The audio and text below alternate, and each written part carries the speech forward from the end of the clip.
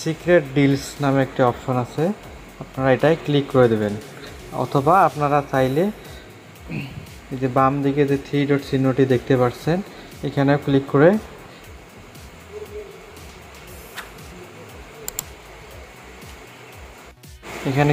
করে আপনারা এখানে দেখেন ডিলস নামে একটি অপশন আছে, আপনারা এই ডিলসে ক্লিক করে দেবেন। ক্লিক করার পর এখানে দেখবেন যে সিক্রেট ডিলস নামে একটি অপশন আছে, আপনারা এই সিক্রেট ডিলসে ক্লিক করে দেবেন।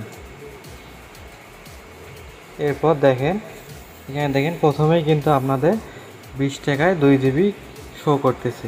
আপনারা এটা অ্যাকাউন্টে 20 টাকা রিচার্জ করে এখানে আপনারা বাই নাও করে নিতে পারেন।